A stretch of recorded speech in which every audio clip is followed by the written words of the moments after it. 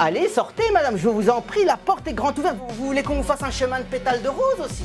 J'étais sur mes nerfs, je vous promets. Je suis pas comme ça en état général. Il a quand même eu le vice d'avoir été jusqu'à demander une pile de détecteurs d'incendie. Vous aviez bu une bonne canette, 1 demi-litre, ops. Je l'ai même prise avec. Je pense que vous ne devez pas beaucoup vous priver de vous moquer du monde. Si vous voulez aller vite, c'est la bonne solution.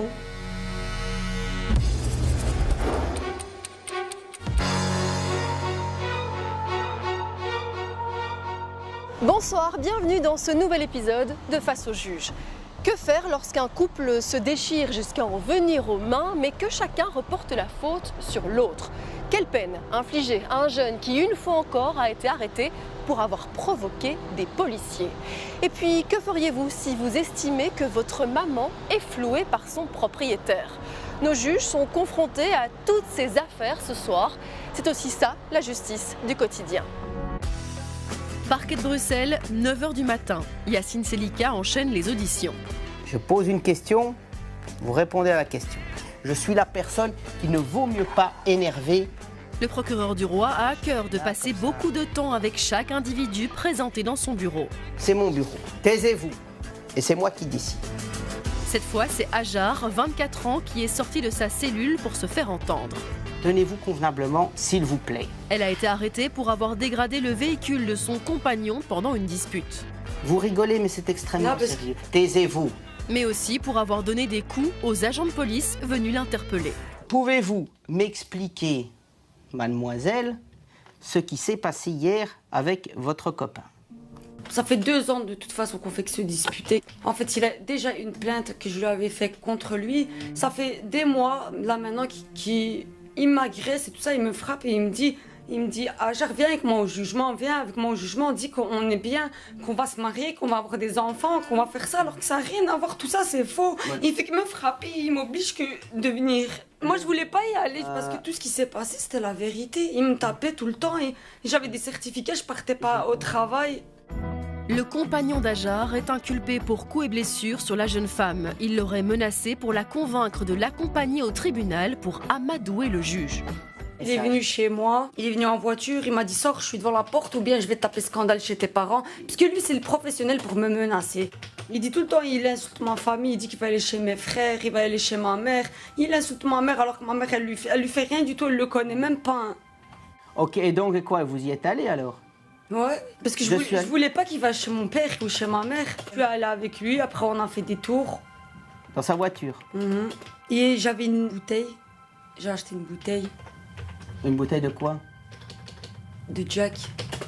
Quoi, vous l'avez bu pendant que vous conduisez? Non, j'ai bu que 2 verres, moi. Après, la bouteille, on l'a cassée. Quoi, vous êtes disputé? Et on a cassé la bouteille. Vous vous êtes disputé dans la voiture? En fait, il faisait que me menacer. Moi, j'étais à côté et je subissais. Il me frappait. C'était hier, ça? Oui, c'était hier. Dans la voiture? Oui. Dans le véhicule? Pendant qu'il conduisait? À chaque fois, je voulais ouvrir la porte, je voulais m'échapper. Il me laissait pas, il me donnait plus de coups, il me laissait pas sortir. Et puis après, j'ai réussi à m'enfuir, mais je suis tombée quand même. Je suis tombée de la voiture. Vous avez sauté de la voiture en vol ou quoi? La voiture, elle roulait, je suis tombée. J'ai sauté en vol. J'ai pas sauté en vol, il me frappait. Et moi, j'avais peur et je me suis dit, la seule solution, c'est que je parte, sinon il va me tuer. Et moi, j'ai ouvert la porte et je suis tombée. Pendant que la voiture roulait? Hajar aurait été tabassé par son compagnon avant de finalement réussir à s'enfuir en sautant de la voiture en marche. Vous avez pu vous enfuir, vous vous retrouvez chez vous. Et quand je suis chez moi... Comment ça se fait qu'on vous arrête à côté de chez... Regardez, monsieur, je vais essayer oui, ça continue. Ça va. Ok, ça continue. Et je suis partie chez moi, j'ai dormi 2 heures, un truc comme ça, pour me remettre les idées claires. Et après, quand je me réveille, je vois qu'il n'y a pas mon sac et il n'y a pas mon téléphone. Et je me dis, il est parti avec. Mais enfin, comme vous avez sauté, vous avez laissé dans la voiture, quoi. Ouais, mais il les a gardés, quoi. Et quoi Après, je suis partie chez lui, déterminée. Et là, encore, on s'est un peu chamaillé. C'est vraiment les feux de l'amour, quoi, votre histoire. Je sais pas. Feu dans le sens, ça vous brûle, quoi. Et après, il faisait comme s'il revenait vers moi. Il me disait ma boule, ma boule. Ah, ok. Parce qu'il il m'appelle comme ça. Il me dit ma boule, viens chez moi. Moi, Quoi, ça veut dire quoi, ça, ma boule? Ma boule, ça veut dire que il vous traite de grosse ou quoi? Non, c'est un surnom mignon pour lui. Ah, ok, c'est mignon. Ouais, il me dit la boule. Donc, il faisait son charmeur, quoi. Il disait moi je t'aime et tout ça. Il me disait ça. Et quoi, et vous êtes tombé dans le panneau? Non, non. Vous vouliez juste vos affaires?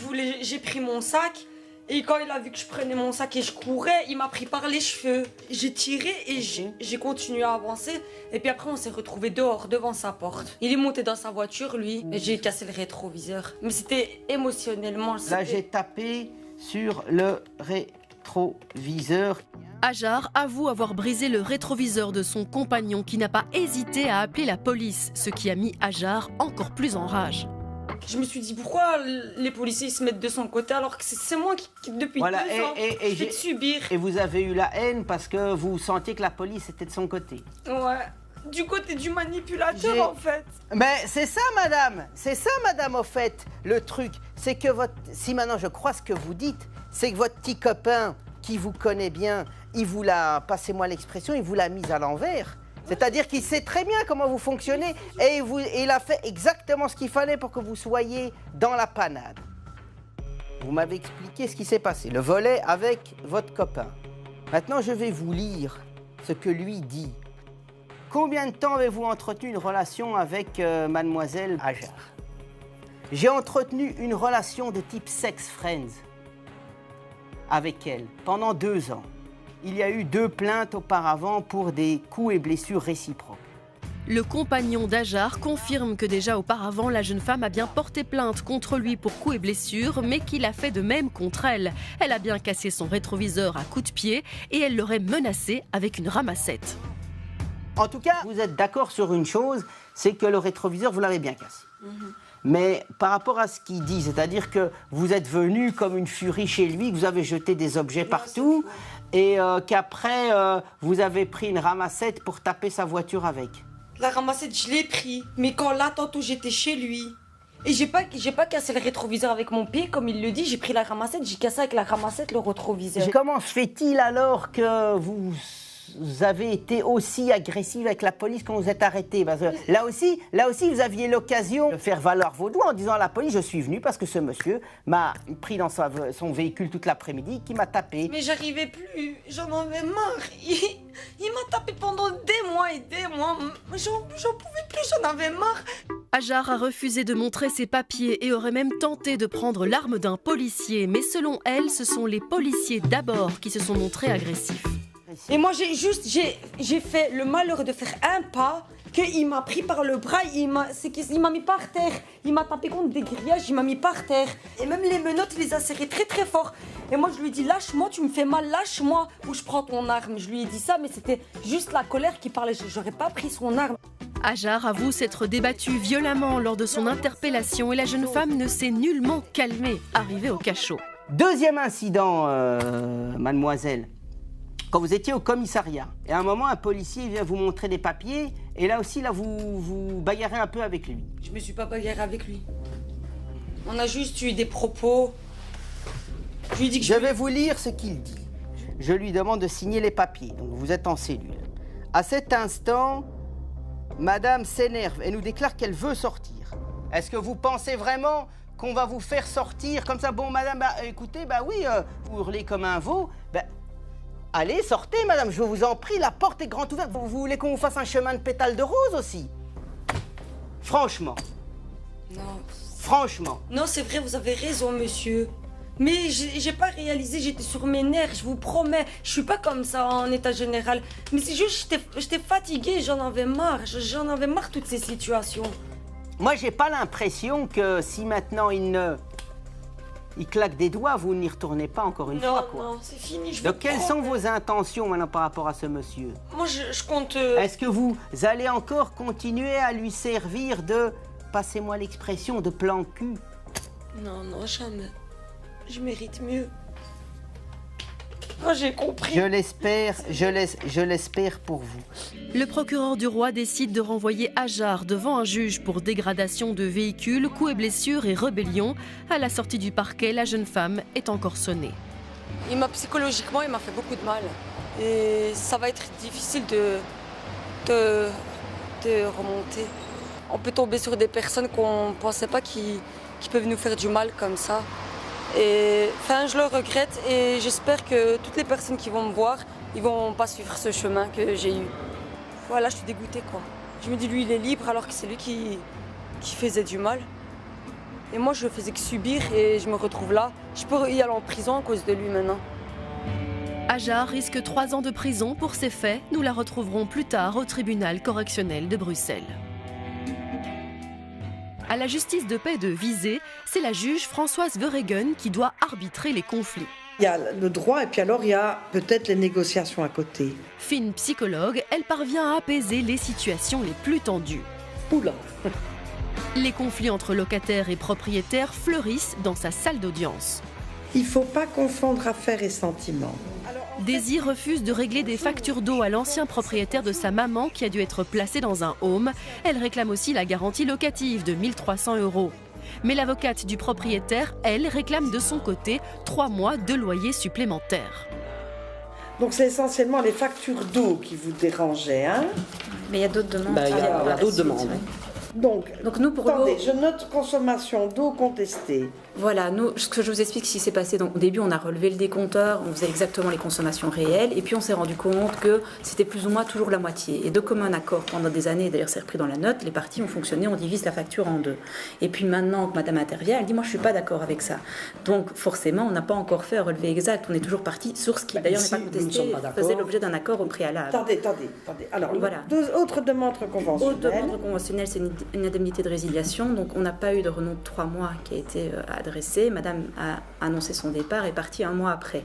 Alors, de part adverse, on prétend qu'il y avait un accord. Quoi qu'il en soit, c'est que même si on estime qu'il y avait un accord sur ce point-là, c'est quand même encore 1 mois après qu'on nous a rendu les clés. Donc vous dites, il n'y a pas eu de renom. Première question, s'agissait-il d'un bail écrit enregistré? Un bail écrit enregistré. De longue durée? Plus de 9 ans, oui. Donc, elle devait donner un renom de 3 mois à l'avance, oui. Et elle ne l'a pas fait, et elle dit il y a eu un accord. En fait, elle a écrit, il y avait un accord pour dire qu'il y avait global. 1 mois de renom, et on aurait confirmé par un mail qu'on était d'accord. Et selon mon client, c'était un accord dans la mesure où tout se terminait à l'amiable. Si alors, attendez, laissez-moi faire, madame. Autre demande, indemnité de relocation, quoi d'autre? Est-ce qu'on réclame des dégâts locatifs? Non, il n'y a pas de dégâts locatifs. Okay. En plus des frais de renom qui correspondent à plus de 2 000 €, l'avocate du propriétaire réclame également les frais d'entretien de la chaudière. D'après vous, qu'est-ce qui serait dû à monsieur? Alors pour le moment, on proposait à l'amiable d'en terminer pour 500 €. Ça avait été écrit à madame. Madame n'en que veut monsieur pas. aurait 500 €? Qui garderait sur la caution locative et il libérerait le reste. Et madame n'en veut pas. Alors madame, je ne dis pas que vous avez tort ou raison, mais si vous voulez aller vite, c'est la bonne solution. Parce que c'était combien le loyer? 720 €. Déjà rien que ça, si par malheur vous ne démontrez pas l'accord de monsieur sur 1 mois de renom, vous allez avoir 14 €. Dans les mails. J'ai l'accord dans les mails, je peux vous les montrer. Écoutez, il n'y a pas de souci. Voilà le mail que nous avons envoyé, et pas 1 mois après, bien sûr. Et voilà son accord. Donc maintenant, il ne peut pas légalement, normalement, revenir sur sa décision de devoir qu'on lui doive 3 mois. Daisy soutient que sa maman avait bien l'accord de son propriétaire pour quitter son logement sans payer un renom de 3 mois. Elle montre même des échanges de mails qui confirment ses dires. Et l'eau, combien est-ce qu'il réclame pour l'eau? Attendez, des factures abominables. 342 exactement. 342 Alors, €. Écoutez, le problème de l'eau, prenons même le problème de l'eau, 342 € et 125 d'entretien de chaudière. Coupons un petit peu là-dedans et disons, par exemple, pour en terminer, il y a à peu près 1300 €, m'avez-vous dit, hein? Oui. Eh bien, on libère 1 000 € pour vous, le solde pour monsieur. Je vais quand même téléphoner pour avoir l'accord de mon client. Écoutez, madame, je sais, mais maintenant... Un mauvais arrangement vaut mieux qu'un long procès. Donc, à un moment donné, vous êtes face à un choix où vous dites, j'en fais une question de principe, j'ai le temps, l'énergie et la patience d'attendre l'issue d'une procédure judiciaire, où vous dites, finalement, lui laisser 300 €, c'est le prix de ma tranquillité, je récupère tout de suite 1000 € et basta. C'est pas ce fait-là. C'est le fait qu'en réalité, quand on a fait l'état des lieux de sortie, il est bien mentionné sur l'état des lieux, l'index de relevé de compteur électricité et gaz. Pas de compteur d'eau. Et d'un coup, il nous sort à des compteurs d'eau. Madame, si vous voulez en terminer aujourd'hui, il faut vous dire que le prix de votre tranquillité, c'est de lui abandonner ce qui dépasse les 1000 €. Mais vous n'êtes pas obligé. Vous pouvez en faire une question de principe, mais dites-vous que si vous en faites une question de principe, il faudra des mois avant que vous ne récupériez un cent. Si vous les récupérez, réfléchissez-y pendant que le conseil de monsieur va appeler son client pour voir si lui serait d'accord. Ça n'engage évidemment à rien, même si lui est d'accord sur ce que je vous formule comme possibilité de conciliation, c'est pas pour autant que vous êtes obligé d'accepter. Mais prenez la réflexion quelques instants pendant qu'elle téléphone. Ça va? Et entre-temps, je prends un autre dossier. Mais maintenant, il a Attendez, parce que oui. Il a quand même, eu le vice d'avoir été jusqu'à demander une pile de détecteurs d'incendie. Enfin, madame, à un moment donné, ou bien vous êtes tellement en colère que vous en faites un exutoire de votre colère, mais alors il ne faut pas espérer y mettre de l'argent ni avoir un intérêt financier là-dedans. L'intérêt, il est plus d'ordre psychologique. Si vous voulez votre intérêt financier, c'est aujourd'hui qu'il faut s'arrêter. Finalement, après le coup de fil de son avocate, le propriétaire fait le déplacement pour faire valoir ses droits. Comment Daisy va-t-elle réagir face à lui? Nous la retrouverons plus tard à la justice de paix de Visé. Madame la juge, on le voit bien encore avec cette affaire, votre objectif, on le sent bien, c'est de clôturer au plus vite les dossiers. Oui, mais c'est pour une raison évidente, parce que si vous laissez perdurer des conflits, ceux-ci vont nécessairement s'envenimer, et c'est contraire à ce que le juge de paix a pour mission légale, c'est-à-dire d'essayer de rétablir le calme, la sérénité. Et comme le disaient déjà à l'époque mes grands-parents, il vaut mieux un mauvais arrangement qu'un bon procès. Et c'est un principe qui est resté vraiment ancré dans ma fonction, dans ma manière d'envisager le métier de juge. Merci beaucoup, Madame la juge. On quitte Visé pour rejoindre Verviers et le juge de police Marco Ossena. À Verviers, le juge de police Marco Ossena poursuit son audience. Oh, il en faut plus que ça pour m'effrayer. Les dossiers s'enchaînent. Beaucoup traitent de conduite sans permis et sans assurance. C'est un petit peu du n'importe quoi et c'est parfois irritant. Voilà. Mais l'autre fléau, c'est la conduite sous influence. Denis a été interpellé au volant de sa voiture, une canette de bière dans le porte-gobelet. Alors, 0,41 mg, pas de casier. La police a son attention attirée par un véhicule arrêté sur un arrêt de bus. Quand on ne doit pas se faire contrôler, on est discret. Quand on s'immobilise là où on ne doit pas, on n'est pas discret, on attire l'attention. Donc vous mettez toutes les chances de votre côté de vous faire prendre. Mon but n'étant pas de vous donner un conseil pour continuer à boire au volant en toute impunité. Quand je dis continuer, je ne suis pas gentil avec vous, parce que j'ai aucun c'est la première fois, donc on ne peut pas vous faire de procès d'intention. Mais simplement vous dire que, ma foi, quand on ne doit pas se faire remarquer, on fait en sorte que ça n'a pas été votre cas. Je peux juste expliquer un petit peu quand on dit on ne doit pas...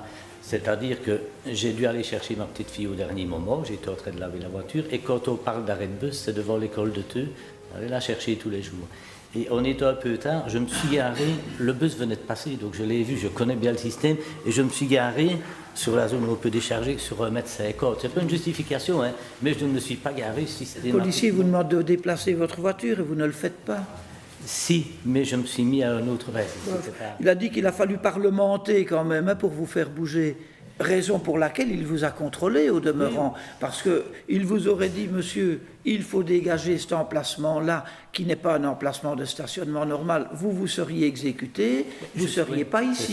Je ne justifie pas parce que justement, si j'avais pensé que j'avais dépassé un petit peu la limite, je ne me serais pas mis là, j'allais me garer derrière. Voilà, c'est juste une précision. Hein, c'est pas une vous avez dépassé un petit peu beaucoup la limite, hein, vous l'avez presque doublé quand même.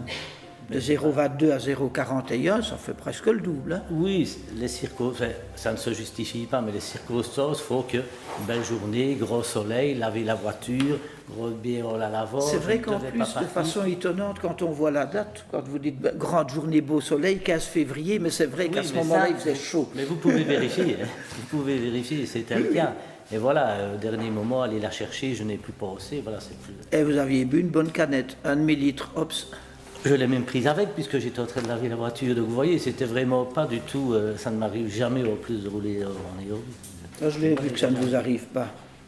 Bien, on va entendre monsieur le procureur du roi pour voir ce qu'il veut ou ce qu'il demande à votre égard. Et puis vous aurez la parole pour dire si vous êtes d'accord, si vous voulez plus, si vous voulez moins.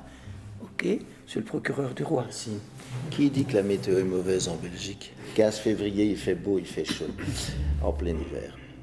Contrairement à ce qui a été dit, ce n'est pas la première fois que monsieur a été verbalisé pour des faits identiques. Et donc c'est la raison d'ailleurs pour laquelle il est à l'audience aujourd'hui. Le taux justifie, me semble-t-il, une peine de 200 € d'amende, qui est le minimum légal en l'occurrence, et une peine de déchéance du droit de conduire de 8 jours.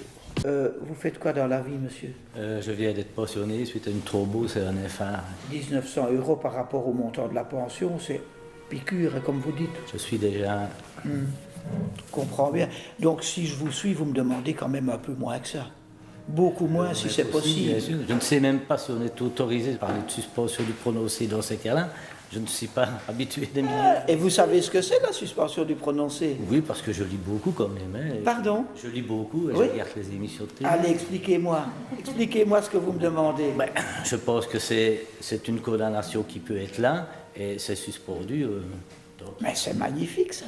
Denis espère la suspension du prononcé. En d'autres termes, éviter l'amende et ne pas avoir de traces de jugement dans son casier judiciaire. Mais va-t-il trouver les bons arguments pour éviter de payer 1 900 €? Je n'ai jamais été condamné, je ne le ferai plus. Je m'oppose à cette mesure-là en ce qui concerne monsieur. Dans un instant, nous connaîtrons aussi la peine d'Ajar au tribunal correctionnel de Bruxelles. La jeune femme a agressé son compagnon lors d'une dispute et s'en est pris à sa voiture. Il m'a tapé pendant des mois et des mois. J'en pouvais plus, j'en avais marre. Et nous ferons la rencontre d'Aristote qui doit se défendre pour coups et blessures sur des agents de police. Dans la prison, c'est l'université du crime et du vice, on devient de pire en pire, on ne s'améliore pas.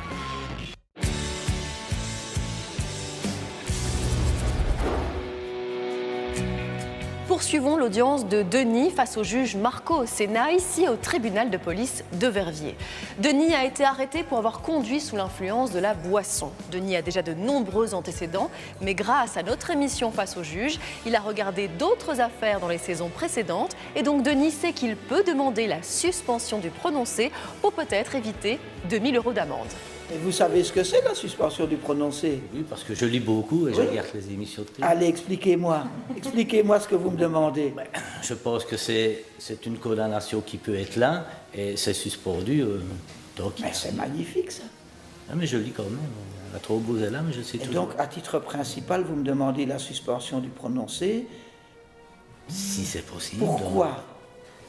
Donc... Ne me dites pas pour ne pas payer, parce que ça, le motif n'est pas suffisant. Et pas pour ne pas justifier non plus, parce que ça ne se justifie pas. Dites-moi que c'est parce qu'il y a longtemps que vous avez votre permis, que vous n'avez jamais été condamné, et que vous ne le ferez plus. Tout à fait, je n'ai jamais été condamné, je ne le ferai plus. Mais je me demande ce que c'est cet antécédent-là que monsieur le procureur... Vous avez eu une transaction, manifestement. Sans doute une petite intoxication, vous avez eu une amende. Vraisemblablement sans passer devant le tribunal. Franchement, je ne m'en souviens. Vous ne vous en souvenez pas? Mais ça, vous n'êtes pas le premier. Oui, non, mais sérieusement. Surtout pour ces choses-là, les gens ont la mémoire assez courte. Vous avez votre permis de conduire depuis 78. 78. 77. Ça fait 40 ans. Oui. Peut-être une petite observation sur la suspension. Donc, je ne sais pas si la télé avait bien expliqué, moi je vais vous dire quelque chose de plus, c'est que la suspension du prononcé, le but c'est de ne pas empêcher la personne de travailler ou d'avoir une activité quelconque importante dans son existence, donc de ne pas entraver son développement personnel à l'avenir. En l'occurrence, je pense que les conditions ne sont pas remplies dans le sens où vous êtes désormais retraité et le fait de ne pas avoir de condamnation, c'est plus pour les gens qui doivent travailler, qui doivent justifier d'un casier judiciaire vierge. Et donc, vous n'êtes pas dans ces circonstances-là. Et donc, moi, je m'oppose à cette mesure-là en ce qui concerne monsieur. Dites-moi, vous avez besoin de votre voiture pour aller chercher votre petite fille, pour aider vos enfants? Je suis déjà bien puni, bien sanctionné avec ça, parce que mon fils, avec cette histoire-là, ne veut plus que j'aille la chercher. Donc, c'est là, c'est une plus grosse sanction. Oui. En fait, personnellement, encore. Ça va se tasser parce qu'il sait bien que je ne vois jamais que c'est accidentel, mais sur le moment, il n'a pas. Je comprends d'ailleurs. Maintenant, pour le reste, c'est mon épouse à l'hôpital, c'est quand il y a des rendez-vous, c'est surtout médical. Votre épouse n'a pas de voiture? Ou n'a pas de permis? Si, elle a le permis, si. Mais elle a la fibromyalgie, elle se déplace difficilement. Ah donc... oui. Voilà. Finalement, le juge accordera bien à Denis la suspension du prononcé qui a su trouver les bons arguments pour obtenir la clémence du tribunal.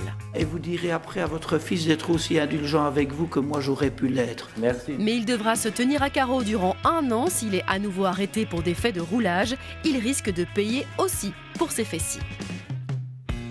On rejoint la capitale, retrouver le juge Luc Hénard. Attendez que je puisse m'exprimer. Au tribunal correctionnel de Bruxelles. J'examinerai tout ça avec le calme qui me caractérise. L'ancien président du tribunal de première instance est toujours aussi passionné par son métier de juge. C'est pas parce qu'il y a quelque chose à grignoter dans mon bureau que ça vous autorise à entrer dans mon bureau pour venir grignoter mes affaires. Même si les justiciables ne sont pas toujours tendres dans sa salle de tribunal. Il y a des fois où ça ressemble plus à la ligue d'un pro. Dans la première partie de l'émission, nous avions assisté à l'audition d'Ajar. Je suis tombée de la voiture. Vous avez sauté de la voiture en vol ou quoi? J'ai pas sauté en vol, il me frappait. La jeune femme avait été interpellée pour avoir détruit le rétroviseur de son compagnon et pour avoir menacé de mort les policiers venus l'arrêter. J'ai cassé le rétroviseur, mais c'était émotionnellement... Là, j'ai tapé... Ajar se disait victime d'un manipulateur qui la battait. Renvoyée devant le tribunal pour se défendre, Ajar ne se présentera pas à l'audience. Elle écopera par défaut d'une peine de 1 an de prison et de 400 € d'amende, avec un sursis de 3 ans. C'est au tour d'Aristote de se présenter face au juge. Le jeune homme de 24 ans a été arrêté pour avoir provoqué des policiers qu'il a croisés en intervention. On vous reproche différents faits de rébellion. Le ton est monté et Aristote a donné un coup de poing à l'un d'entre eux. Aristote connaît bien les tribunaux. Depuis l'âge de 16 ans, il a déjà été condamné de nombreuses fois pour vol avec violence. Qu'est-ce que vous avez à me dire par rapport à tout ça? Je comprends que sur le papier, mon attitude ne plaide pas à ma faveur. Après, mon physique non plus et mon langage corporel, je pense. Voilà. Je ne pense pas avoir de problème avec la police ou certains corps de métier. J'ai fait un peu d'excès de zèle en disant que voilà, il ne fallait pas tirer sur la population. Voilà, ça a énervé les policiers et ils m'ont appelé. Quand ils m'ont appelé, bon, je comprends qu'il était en état d'intervention et que voilà, peut-être en stress. Et quand il m'a appelé, il m'a poussé, puis après j'ai eu une réaction. J'ai eu une réaction qui n'était pas adéquate, certes. Et voilà, donc j'ai pas d'excuses. Beaucoup de policiers du secteur qui me connaissent, voilà, qui me serrent la main, qui me disent bonjour, parce que je suis quelqu'un de respectueux, je respecte la police, je respecte tout le monde. Puis voilà, après il y a aussi des jeunes policiers aussi qui aiment bien, voilà, qui aiment bien un peu, je veux dire, être un peu plus virulents. Quand vous vous retrouvez en tant que policier, voilà, vous faites votre travail. Bien sûr. Et vous avez un personnage comme vous allez chercher le conflit. Il y a des limites, hein. Oh, bien sûr, mais après il y a aussi des policiers qui arrivent en intervention, qui viennent... Mais eux font leur travail. Oh, bien sûr. Et vous êtes là au balcon. Oh, bien sûr. Et... Mais il y a des manières de procéder, comme partout. Cher monsieur, vous n'êtes pas là pour contrôler le travail des policiers. Il n'y a pas de... Bien sûr. Et on le voit bien dans votre manière d'être. On ne doit pas vous pousser beaucoup. Non, mais voilà, c'est ça que pour avoir ce type de comportement. Non, je pense pas. Vous êtes sans doute quelqu'un, vous êtes bâti comme un arbre, hein, vous êtes grand. Grâce à Dieu. Et je pense que vous ne devez pas beaucoup vous priver de vous moquer du monde. Ce que vous faites manifestement. Hein. Oui, bien sûr. Bon, alors, oui, mais Oh, bien sûr. Et en plus, alors vous provoquez évidemment les policiers. Et admettons qu'ils puissent peut-être réagir de manière un peu rapide. C'est quand même un comportement... Moi, j'en disconviens pas, Monsieur le Président. Oui, mais on fait quoi, alors? Après, Monsieur le Président, si je peux me permettre, je pense que... Voilà, j'ai 24 ans.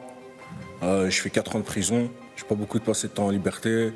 Je sais pas, depuis que je suis petit, depuis 14 ans, je fais des allers-retours. C'est pas une excuse que j'essaye de dire, ou voilà. Mais voilà, la prison, ou je sais pas quoi, c'est l'université du crime et du vice. Hein. On devient de pire en pire. Hein. On ne s'améliore pas. Hein. Donc je pense pas que oui, mais ça n'est pas une raison. Non, bien sûr, hein, mais après, je pense pas être un danger pour la société, malgré que, voilà, j'ai eu une altercation avec certains policiers, mais la plupart des policiers de la zone, ils vont vous dire, je suis quelqu'un de très respectueux et que voilà. Je l'imagine sans paix que vous puissiez être un pote d'un certain nombre d'entre eux, mais il y a quand même dans votre comportement, et ceci en atteste, c'est que vous avez tendance à pousser le bouchon un peu loin. Et donc, dans votre cas, avec le passé qui est le vôtre, vous auriez intérêt, ça n'est pas facile vu votre taille, mais de faire profil bas. Hein. Vous n'avez pas à vous mêler. Et manifestement, vous allez à la fight, comme on dit. Hein. Pas de souci, mais après, bon, il y a certains jeunes policiers aussi. Moi, je dis pas que je... Oui.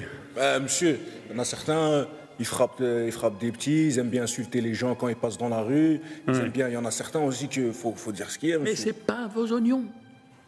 Ça ne vous regarde pas. Peut-être qu'on a subi les mêmes choses en étant plus jeune et qu'aujourd'hui... Peut-être. Mais moi, je ne fais pas ça. Hein. Non, je sais, je m'en doute. J'ai vu à la télé. Mais bon, et avec un prénom comme le vôtre, ça devrait vous inspirer d'être un rien plus philosophe. Ça m'inspire. Aristote avoue avoir été trop loin, mais se défend. Des policiers aussi font des bavures et il jure ne pas être un mauvais garçon, mais le procureur du roi intervient. Pour pouvoir adapter mes réquisitions, est-ce que monsieur a été réinterpellé par la suite? Donc il a été interpellé le 11 avril par mon office. Que vous avez eu des ennuis dans ce laps de temps? Non. Il y a une instruction ouverte à sa charge le 23 mai pour des faits de port d'armes notamment. Vous savez ce que c'est la prison? Non, mais ouais, mais... Si un jour, ça ne vous entre pas bien dans la tête, vous allez y retourner. Non, j'en suis conscient. Mais... Je suis conscient. Ce serait pas bénéfique. Hein. Aristote a un dossier d'instruction ouvert à sa charge pour port d'armes illégales, ce qui ne plaide pas en sa faveur. L'avocate du policier qui l'a blessé demande 1 000 € de dommages et intérêts. Denis Gouman risque, lui, de demander une peine de prison. Monsieur le procureur du roi. Il a la faculté de parler franchement, manifestement au tribunal. Je vais m'efforcer à faire de même pour être bien certain de me faire comprendre. Je dirais que monsieur n'a pas compris grand-chose à la vie, entre guillemets, sans vouloir faire de la philosophie non plus. Mais quand je vois quelqu'un, monsieur le président, qui est d'une désinvolture, et c'est le moins qu'on puisse dire, depuis de nombreuses années. Ce monsieur est connu pour plus d'une vingtaine de faits depuis qu'il est majeur. C'est quelqu'un qui vient les mains dans les poches, entre guillemets, devant vous. Donc voilà, c'est quelqu'un qui ne comprend pas, manifestement, les choses.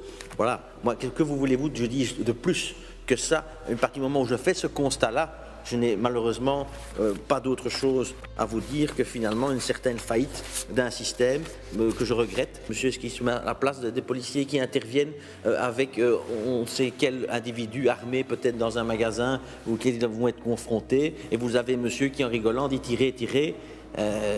Oui, enfin, excusez-moi, mais effectivement, quand on parle du travail policier, je pense qu'il faut aussi à un moment comprendre que c'est à ce genre de prévenu-là qu'on est confronté. Et je pense qu'à un moment ou à un autre, votre tribunal va devoir lui faire comprendre par une peine qui soit à la mesure de ses transgressions multiples, à la mesure de ses récidives, à la mesure de sa désinvolture. Et à partir de ce moment-là, je pense qu'il y a un moment ou un autre, les conséquences seront ce qu'elles seront. Le procureur du roi demande 15 mois de prison. Alors, monsieur, qu'est-ce que vous souhaitez me dire? Je tiens à dire que voilà, je ne veux pas, déjà, pour répondre à monsieur le procureur, ce qu'il dit de la désinvolture, enfin, je ne veux pas faire le personnage qui ne connaît pas les tribunaux de justice, j'ai grandi dedans. Donc voilà, je ne veux pas Voilà, j'ai l'habitude. Si je vais en prison, je vais aller. Si je vais pas, ce sera triste pour moi. Mais après, bon, il y a un moment où on devient fataliste dans la vie. Et puis voilà, il faut affronter. Après, je pense que, voilà, peut-être que mon attitude, et comme je vous ai dit au début, mon attitude et voilà, mon physique et mon langage corporel, mon langage ne jouent pas en ma faveur. Mais après, bon, je suis comme ça. Comme je dis, je regrette vraiment dans cette situation-là. C'est moi qui est totalement fautif puisque c'est moi qui ai amené cette situation. Mais après, je tiens à dire que je ne l'ai pas frappé comme ça non plus. J'ai frappé, je n'ai pas donné un coup de poing comme ça. Il a levé la main sur moi, il m'a appelé. Voilà, peut-être que je l'ai mal compris. Moi, j'ai vu quelqu'un qui m'a bousculé. Enfin, voilà, c'est parti tout seul. C'était pas intentionnel, je suis pas allé, je vais aller frapper un policier, voilà, avoir ça dans mon palmarès, je suis pas comme ça. Voilà, on essaie de s'en sortir, monsieur. Voilà, je sais que je fais des erreurs, mais après, bon, je pense que je commets plus de faits de vol. Donc, voilà, j'ai quelques soucis dus à mes antécédents, dus à mon passé. Mais après, voilà, on essaie de s'en sortir, hein, et c'est pas en revenant... Oui, monsieur, mais encore une fois, vous allez pouvoir encore le dire, voilà, un certain nombre de fois, mais à un moment... monsieur... Parce que vous dites, si je dois aller en prison, j'irai en prison, voilà, mais si vous n'allez pas en prison, voilà, mais toujours est-il que... Ça dépend de vous, hein.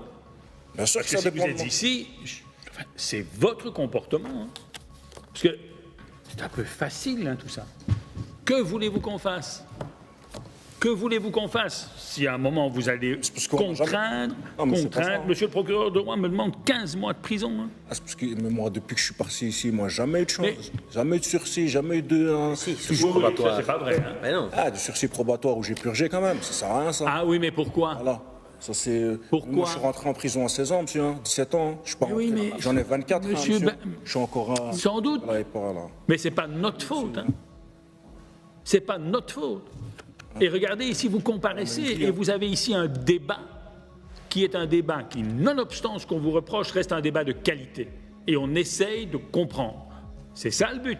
Mais quand on a affaire à quelqu'un qui a l'air d'être bouché à l'émery, et qui veut pas et qui répète tout le temps la même chose, remettez-vous un jour en question. Je me remets en question tous les jours. Quoi? Ça n'a pas l'air, hein? Ça n'a pas l'air, hein. C'est peut-être vous qui vous devriez vous donner de temps en temps un coup de poing pour voir ce que ça fait comme effet. Ah oui. Alors on peut le voir de manière décontractée et avec un certain humour, mais mettez-vous à la place des autres. Mettez-vous un moment à la place des autres. C'est gai, comme disait monsieur le procureur du roi. Vous avez des policiers qui font leur travail, et puis vous avez un énergumène comme vous qui allait leur sentir les pieds. Non mais...